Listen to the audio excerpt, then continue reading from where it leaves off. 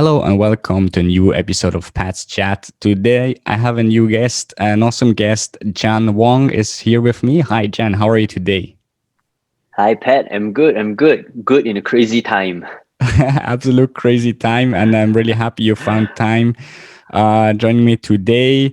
A small introduction, I would say, serial entrepreneur, TEDx speaker, Youth advocate, and also Forbes 30 under 30 list. You made that.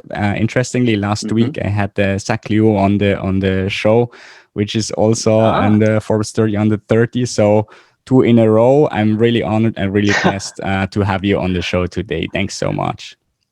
no worries. The honor is mine. So we want to talk about entrepreneurship today.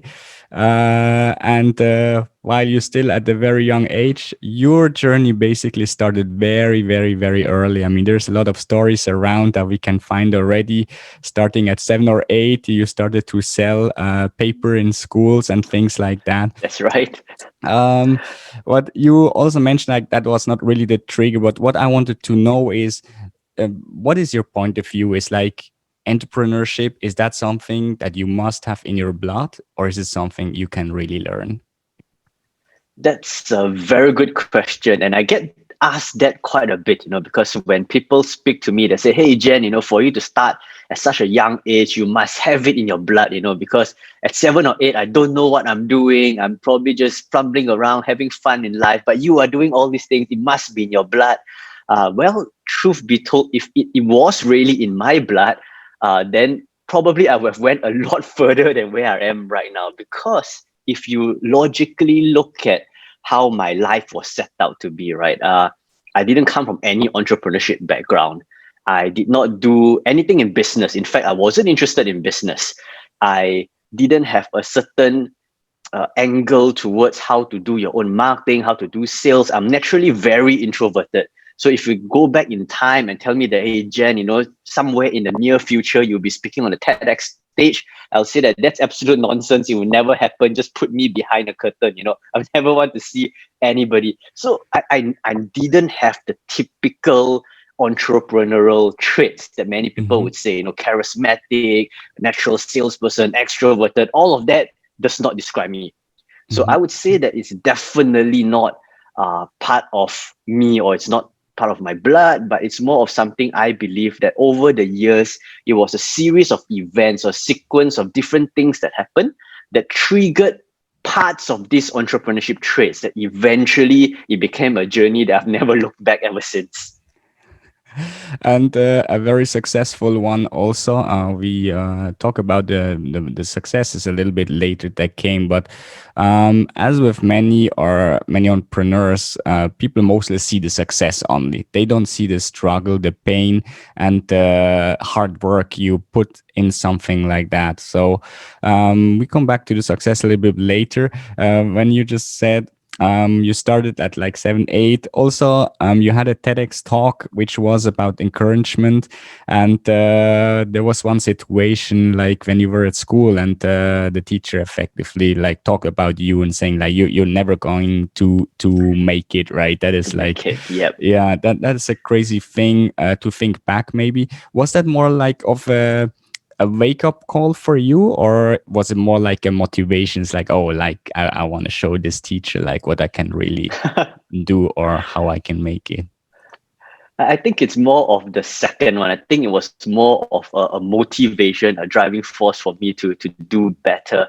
But I must confess that when that was said at that point of time, it only made my life worse, right? Because it was Parents Teachers Day, and my parents were there. The report card is open, and then this teacher is telling me and my parents that, hey, your son is not going to make it, right? Imagine the horror on my parents' face. As growing up from a typical Asian family, this could only mean more time at home, more time facing the books, more tuition and added classes, right? And my life really just turned the other way around. But yeah, it was a really crazy kind of a period of time. But the motivation honestly didn't just Mhm. kick in right away. To be honest, at that Mhm. point of time, I mean, I was only at about 9, 10 years old, right? So to Yeah, me, it's yeah. like, okay, so what? I mean, It's not to say that I'm failing everything. I'm just not as good as my classmates. But right now, my parents are putting me in all these situations. But I think the Mhm. motivation eventually kicked in slightly later, about a couple of years in, when I started asking myself, what is it that I really want? And then Mhm. all these flashbacks starts coming back, right? Yes, the time where I started selling paper when I was 7 8 years old, all the way up to the teacher telling me that I wouldn't be successful in life. This whole mix of situations kind of then spur me on to say, hey, maybe it's time for me to start something on my own. So Mhm. yes, it is Yeah. it Yeah. is a form of motivation. In fact, I also don't mind sharing that just a couple of years back, I decided to pay a visit to the teacher, right? So the whole bunch of us, the classmates, all decided to pay a visit to the teacher. I haven't seen the teacher for many years. I thought, okay, let me just go and say hello, and wow, a total change of perspective and view and conversations with the teacher after so many years. So how was his reaction anyway? I mean, did he remember you as like the kid that he thought like you will never make it, or is it, or did you have to remind him? It's like, hey, remember Nah, this guy? I didn't go and poke fun at him, right? He's already rather old at age. But, well, I don't know if he remembers what he said because obviously it's affecting me more than him. But he seemed very happy and proud that, all of us, including myself, that have made it this far in life. So, yeah, good for him. Awesome, yeah, that's the right way to do. So you just mentioned like at the later stage, only that came like the point or the trigger for you where you figured out what you want to do with your life. Well, you remember at what age that was, more or less? Actually, that happened at the age of 17. Right. 17, So yeah. I went through the entire high school life, really just going through a very normal student life. So if you ask me, that was a time where there wasn't really sparks of entrepreneurship and whatnot. There were very small instances where I traded stuff. Like I was into this trading card game and I traded some cards. I played a bit of games and sold some in-game items, made a bit of thing. But it wasn't really like a business. It wasn't like selling paper back then, right? This was just because I'm doing it. I happen to be a little bit better, and then I'm trying to sell this to other players. By the age of 17, when I remember that moment very clearly because it was really in college. It was my first semester in college, and when I enrolled into it, I decided, hey, this is where things get real, right? Everybody says that this is the stepping stone to your career and all that, and that really got me thinking. And college fees was expensive. I wasn't smart enough to get a scholarship and whatnot, right? So everything was paid by my parents. I needed to return the favor and all of that. So I started thinking, if I'm going to spend the next 3 to 4 years over here, I might as well do the best I can. And I started weighing the options, right? So I asked myself, hey, Jen, what are the few ways that you can really stand out as a student? So number one, obviously, is to do good in the studies, get a perfect GPA, first class honors, come out, go into a big four, join a big company or whatnot, a huge tech firm, and be happy or something like that. But I thought, well, but I'm not that great of a student to begin with, right? My track record shows that I can't do well in just studies alone. So I thought, how do I differentiate myself? Because even if I could do well my studies, my friends that are perhaps can achieve similar things as well. So I thought, okay, maybe I should be active in the school clubs. There's so many activities. Maybe if I'm a student council president, that would put a nice ring to my CV. And I thought, meh, anybody can do something like that. It's not that unique. Then I thought, okay, let's look outwardly then. What else can I do? Then, of course, you got the usual part-time and freelance jobs, right? Maybe I could be a part-time web developer. I could be a part-time barista. I could be one of those at a physical event. Or how I miss physical events, but physical events, giving out flyers, getting people to sign up for stuff, which are things where I thought it's open to everybody out there. It wouldn't make a dent Mm. in my CV, Mm. And I Mhm. thought, what is it then that I can do? And that's where I thought, hey, maybe I could just build something, do something that I think I would enjoy doing and make some money out of it. I mean, that's about it. Let me learn a skill, try doing something, and that would just make me different because all my friends are not doing it. So it was a Yeah. simple thought of just wanting to be different. I didn't even think of it from a perspective of I want to start a company. It wasn't Mhm. even a company. To me, it was just let me just try something out. Mm. And that Yeah. was the birth of my so-called first business, which was pretty much just formatting PCs for my friends. Yeah, yeah. Um, yeah, that's an interesting aspect that you mentioned right now, and the motivation. I thought you can share a little bit more on. You said like just do something that you really like to do, and when we look at like the ventures and the company that you created, they are maybe somehow linked somewhere, right? But they are Mm-hmm. in very different industries, right? Okay, you started with like the hardware sales and then the data recoveries, but you went also in many other things like now you're into marketing and digital marketing, these kind of things. Mm-hmm. But I think throughout all of these ventures, I think to understand that you always said that was like what you wanted to do or what you wanted to Mm-hmm. learn and then just sit down and learn about it. Is that for you like the number one thing that you recommend? It's like whatever you do, do something that you really, really are passionate and about and that you like doing also, like not going from like the customer's problem or like from your great invention that you have in mind, but something that you really like to do. Mm-hmm. Personally, I really believe in this path, not because that it's not important to first study the customer or be able to forecast trends. I think all those are very good business elements to be considered as well. But I always believe that as an individual starting out with entrepreneurship, it's sometimes a lot easier to start with something that you naturally already have some sort of passion or interest in. The only reason is this, because when you get into it, you'll be open to a world that there are a lot of other things that you won't like doing. For example, in my case, I hate finance. Right, accounting and finance is will be the death of me. Right, I didn't like that part of the business. I didn't like the part. I told you I was introvert. Right, so I didn't like the part of needing to pitch to a client. I didn't like the part that I needed to market myself. I didn't like Mhm. the part where I needed to deal with people, deal with suppliers. Those were the not so fun things for me. But what I was very passionate was really pretty much on technology alone. That's why it's very right that you say that a lot of these companies have started. Yes, they belong into different industries, but they all have some sort of a technological link towards it. So to me, it's that because of that passion towards that one thing, so I don't mind doing the work. The rest are things where I do because I don't have a choice. But imagine if someone were to go into a business and hates the idea, right? It's a good product. There is a very clear customer segment, but you absolutely hate the product, right? You don't like the industry, you don't like the service, you don't really believe in it. You're just doing it because somebody wants to buy it from you.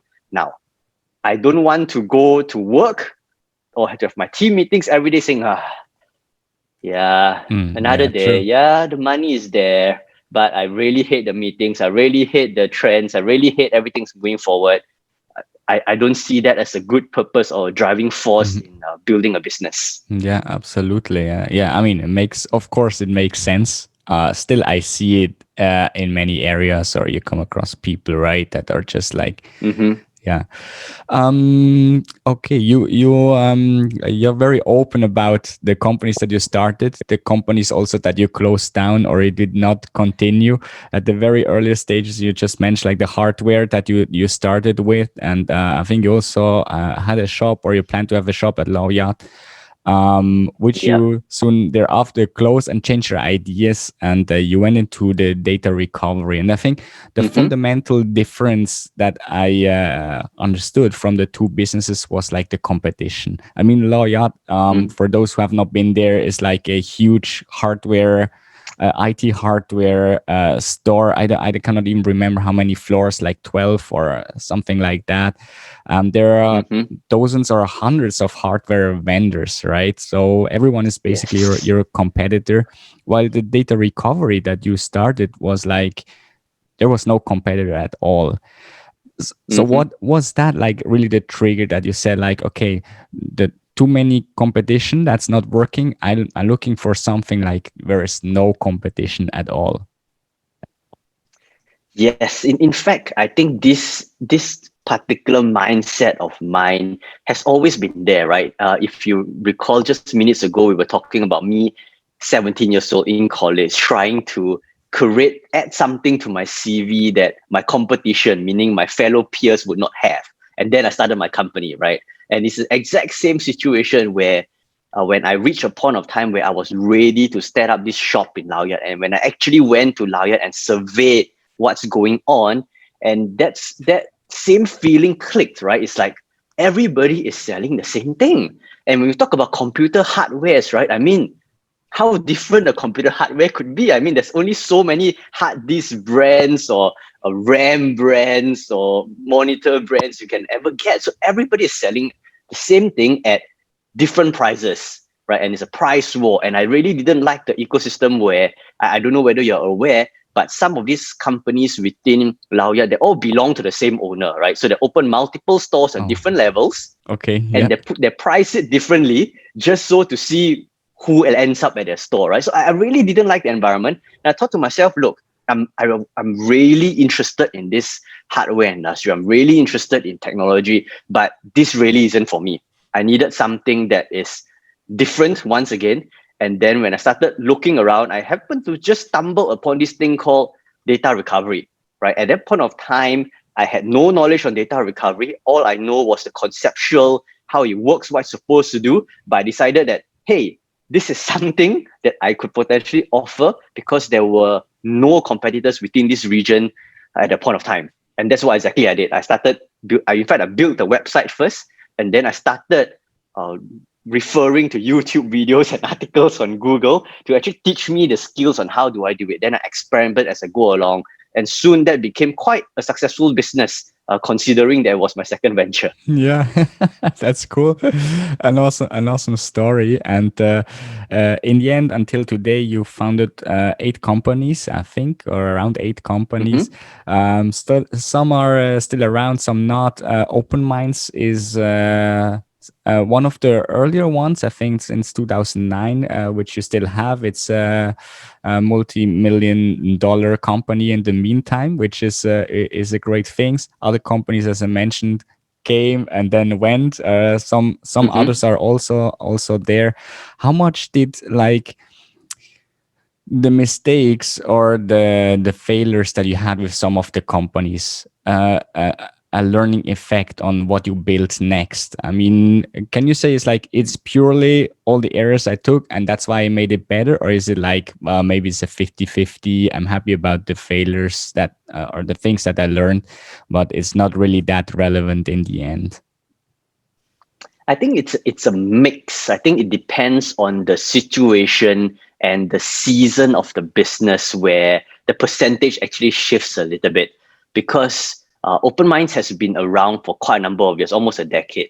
And that means that we have also went through few major cycles or few major milestone of a startup, right? Especially the third year, the fifth year, and the seventh year. These are all the death years that many companies tend to report Oh themselves. yeah, right. And the thing is that yeah, Okay. and when we outgrow some of these years, the learnings are very different Mm. compared to some of the companies that I have. But I'm Yeah.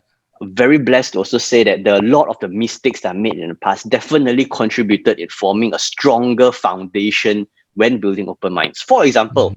there was one point of time I was juggling between 3 companies at one go. 3 companies that I wanted to succeed, 3 companies that I'm putting equal amount of time, and guess what? 3 of them died an equal amount of death. Right? Because that was the time where I really dawned upon me, right? Because at that time, I just enjoyed my success in the data recovery business, Mhm. which was great. And I thought that I've learned enough. I know how to scale a company. I know how to deal with it. I'm good at this whole entrepreneurship startup thing, right? Then, yeah, that's a great idea. Let's do it. Great idea. Let's do it. Great idea. 3 at one go. I thought it was just a matter of sacrificing.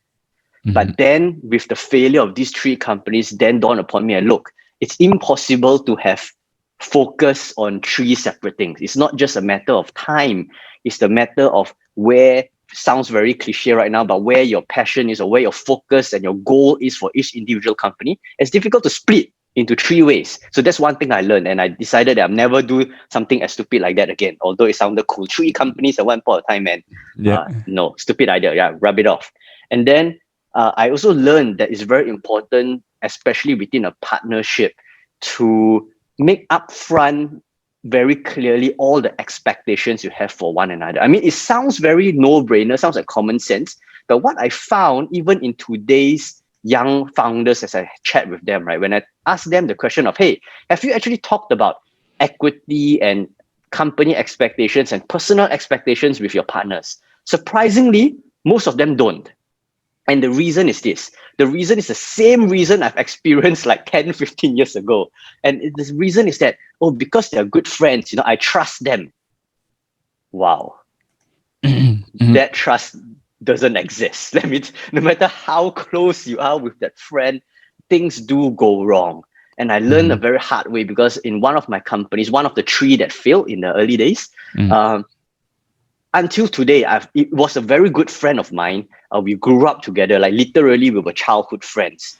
But we have not spoken for the past decade because of the failure of the company. Wow. I've lost great friends that way. So I told myself that, look, if that's how business is going to be run, these talks, although very difficult, must be made clear very, very upfront. It's not just about 50-50. It's about what is the vision that we collectively have for the company and your expectations as well. So if I am going to a business with you, Pat, right, my question would be like, so what are you wanting to get out of this business? Are you planning to exit in 1 year? Are you using this as a part-time platform? Are you using this just as a side hustle kind of thing, or to put something nice on your CV? Or do you see this as, this is my end game? I'm wanting to bring this from 0 to 1,000, not even 100. I'm going to go all out. And that means a lot in that kind of conversation. So if anybody's watching this and wanting to start something, I would say really put this as your first priority. Don't even talk about your ideas yet. Don't go too deep. Settle this, because the moment it clashes, it's going to be a very, very painful death moving forward with the business. Yeah, yeah. Understand. And you also like mess up your potentially long friendship, right? That Exactly. if you agree on all this stuff, you discuss it and it goes wrong, right? Maybe you can still move along. You can create another company together, and well, life continues. Yeah, that's a very Yes, good point. exactly. A very good hint. I really like that.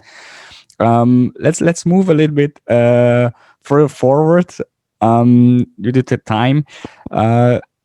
So you became very successful. The company became very successful. Open Minds, I'm talking about.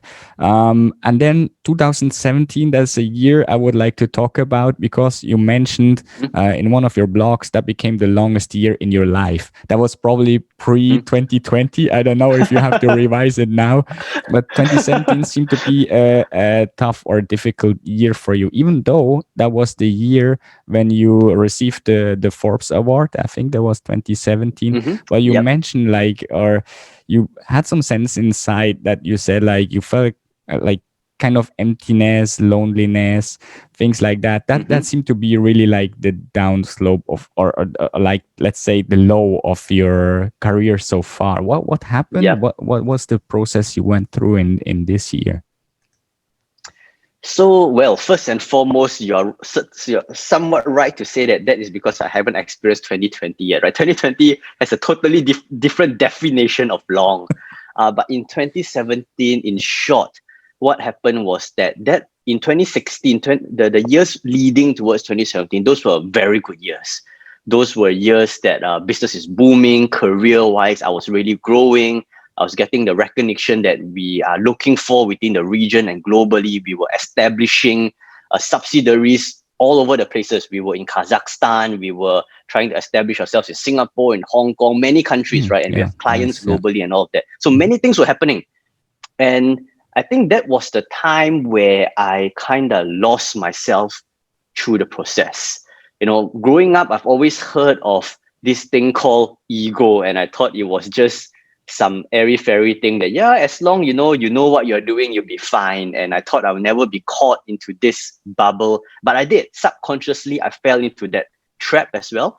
I was in a mental state. I mean, I was only able to identify all of this after I came out of it. But during that point of time, I thought everything was okay. I thought everything was under control. I thought that I know what I was doing. I was making the right decisions. I knew every step was purposeful. There was an end goal. There's a clear objective. But all that piled up on retrospective right now, they're all just decisions made on ego. That was the year where okay, I wouldn't say none, but most of the major decisions that I've made actually came crashing down from the level of business, from the level of relationships, and on a personal life as well. This combination of three things came crashing down that made me basically lost my position within the company, lost trust among friends, lost great friends that we have probably grown up together, lost very precious relationships as well. And to some extent, even sour the relationship between myself and my own family.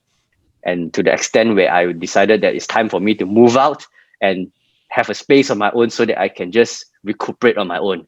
Um, it was a collective of really bad decisions on all this front that really made 2017 very, very difficult. That was the year I told myself, hey, look, I really need time for myself. I took a break from the businesses that I was involved in. And back then we could travel. So thankfully, it's not this year. I was traveling quite a bit just to really reposition myself again before slowly picking up the pieces. But it was a really, really long year. Wow. Wow, that was just very impressive. Thanks so much for sharing so open and honestly, yeah, what you went through. And obviously you went through it. I think that you figured out something was wrong, or these decisions that you made were purely egoistic.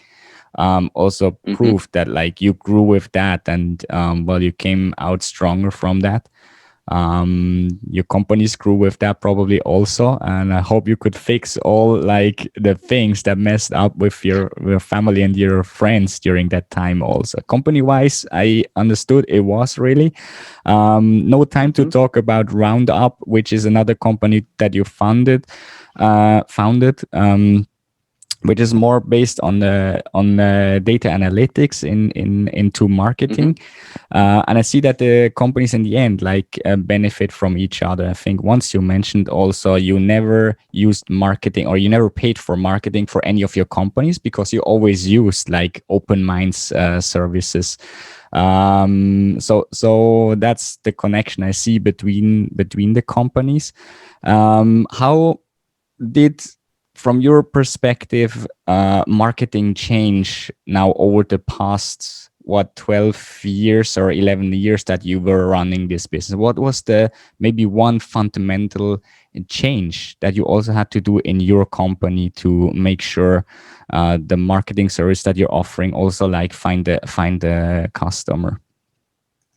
Mm, that's a very good one, because when I look back in the past many years of me running companies and marketing myself and my company, what I realized was that the fundamental of marketing actually has not changed, meaning that the approach of marketing, the way you would plan for marketing actually did not change much. It's still very much on finding the relevance with your customers. It's all about using the right message, establishing the right value, building the rapport with customers. That level has never changed. But what has been changing like crazy, right? Every day there's some sort of a new development, is the technological layer on it.